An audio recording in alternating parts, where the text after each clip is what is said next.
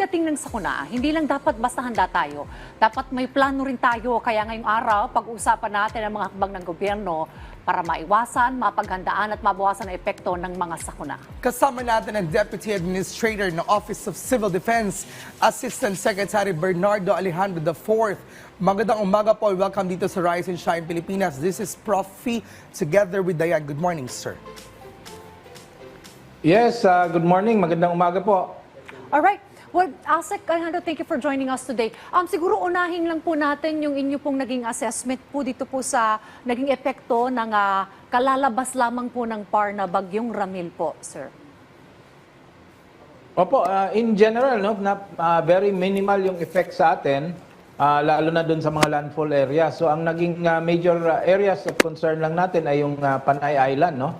Nandoon talaga nagkaroon ng yung grabing pagbabaha. But dito sa Bicol region, Southern Luzon ay very minimal po. Although meron po tayong 7 or 7 natanggap na report na casualty at isang injured, ay yan lang po, no? And as we speak, receding naman daw ang mga tubig doon sa mga areas na reported na nagkaroon ng flooding. Opo. Okay. We want to know, sir, of course, we understand patuloy po yung nararanasan paglindol sa iba't ibang area sa bansa, in particular in Visayas and Mindanao, sometimes in Luzon also. As the implementing agency and the implementing arm of the NDRRMC, paano po sinisiguro ng Office of Civil Defense na handa po ang bansa sa posibleng pagdating ng tinatawag po natin na the big one? Opo, yung pag-prepare natin sa big one ay tuloy-tuloy yan. Ilang taon na tayong nag-update, nagre-rehearse, at nagkakaroon na tayo ng mga stockpile ng mga immediate materials, no, kailangan dito sa big one. But ang isang matrabaho ngayon na ginagawa namin ay i-enhance, magkaroon tayo ng enhanced National Disaster Response Plan for the big one na ini-incorporate na natin yung mga bagong datos. Kasi ngayong itong dating study nito 2014 pa, no, marami na pong pagbabago lalo na dito sa Metro Manila. So ang itong bagong plano na inaayos natin will cover not only Metro Manila but neighboring regions also, kasi apektado po ang Bulacan, itong areas ng GMMA na tinatawag natin, yung Greater Metro Manila area. So hindi lang po NCR ang inahanda natin, but also Regions 3 and Regions 4A. So ito po, tuloy-tuloy po ang ating paghahanda. That is coupled with our information and education campaign na pinapaigtingan pa natin. Yan na rin ay alinsunod sa utos ng ating Pangulo, si Pangulong Marcos Jr., na dapat tayo ay maghanda, no? Mag-prepare ng mga individually and as a family, no? So kaya nag-advocate tayo ng mag-prepare ng go bags, mag-participate sa mga exercises or drills, yung tinatawag nating duck cover and hold, and of course maging active sa community natin in making sure that our communities are prepared pagdating nitong mga kalamidad na ito. Nabanggit nga ni Asek yung tungkol sa GoBag, yan din nga po yung naging paalala ni Pangulong Marcos Jr. sa kanyang latest vlog. Now, nabanggit nyo, Asek, yung tungkol sa Enhanced Disaster Preparedness Plan. So, ano po itong plano na ito, Asek? At siguro maganda na ito po ba i-coordinated na rin sa iba't ibang mga concerned local government units para po itong planong ito ay nasa kanila at ready po nilang i-implement ito anytime na magkaroon po ng isang sakuna?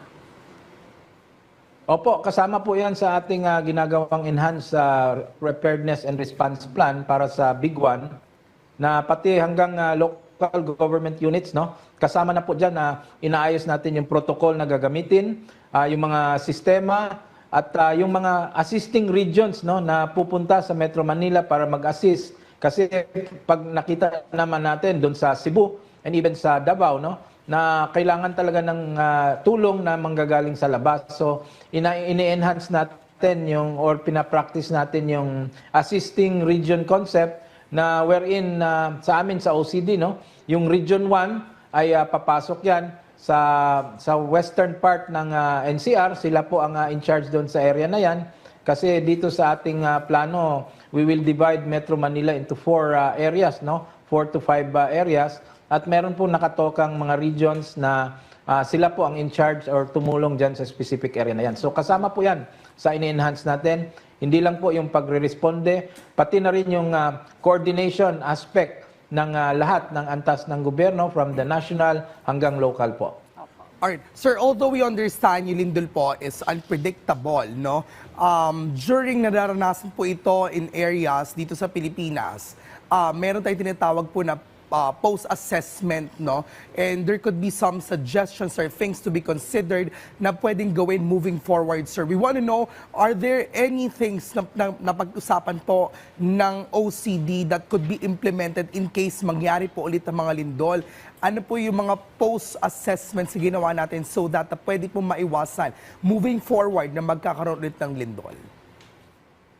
Opo. Itong nangyari sa Cebu ay malaking or ito ay actual case, no, na pwede namin gamitin yung assessment dito na tuloy-tuloy namin ginagawa na maging bahagi sa aming pag-a-adjust ng plano. So nakita natin sa Cebu na talagang kailangan pa pong pagtibayin yung koordinasyon ng national at regional units natin, pati na rin yung pag-move ng mga logistics, no, from NCR or from galing sa Mindanao papunta doon. So nakakatulong po ito na ma-assess mismo ang ating current capability. So i-input natin yan sa ating planning at ito naman ay kumbaga living document ito na ginagawa ng OCD na kausapin palagi ang PHIVOLCS, mag-adjust tayo based sa scenario, yung ating DSWD para sa mga stockpiling, pati DOH, kung paano po itayo yung mga emergency health facilities ng madalian, no?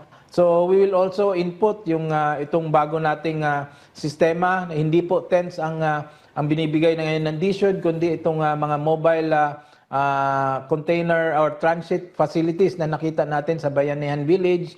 Isa po yan sa titingnan natin na pwede tayo mag-prepare, no, ng mga ganong klaseng transient housing na pwedeng gamitin para instead na tent city, kasi nakita natin pag may bagyo uli at or may malakas na ulan, hindi po sustainable kung tent lang po ang ibibigay natin.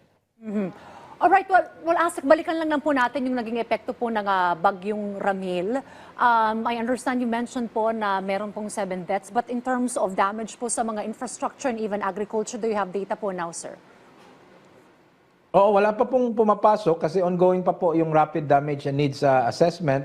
But in terms of damaged houses, meron na po tayong nakuhang 68 houses na nasira, no, 11 totally and 57 partially damaged.